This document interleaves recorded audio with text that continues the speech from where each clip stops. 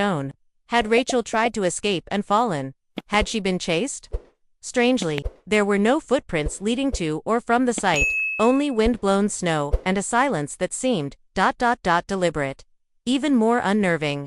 A child's handprint was found pressed faintly into the bark of a tree nearby, but no Emily. No Rachel. Just echoes. As the investigation dragged into winter, strange reports began to surface from nearby residents. Fishermen and hikers claimed to hear a child's voice calling out across the frozen lake, late at nights, almost musical, repeating the same 3 words. Don't forget me. Others claimed to see flickering lights beneath the ice, moving slowly, then vanishing.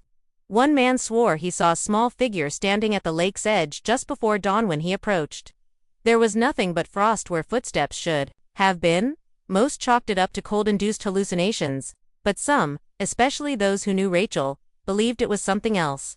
The town of Ashton Ridge became quieter. Locals avoided the lake altogether. The cabin Rachel had rented sat abandoned, untouched since the spring. And despite the evidence, the FBI eventually downgraded the case to unsolved missing persons, citing lack of suspects, no bodies, and no further leads. Mark Ellison never accepted the outcome. He returned to the lake every month, leaving a red balloon tied to the same tree where Emily's coat was found. I don't believe she's gone, he told a reporter. I think she's still here. I think someone or something is keeping her here.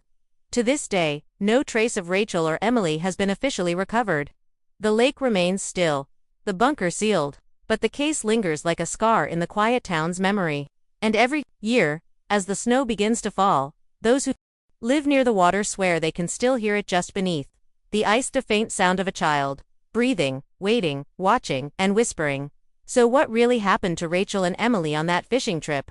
Were they victims of an unspeakable crime or of something far older and darker that lurks beneath Red Pine Lake? The truth, it seems, remains buried just out of reach. Authorities have closed the case, the cameras have stopped rolling, and the world has moved on. But in Ashton Ridge, the questions still echo through the trees.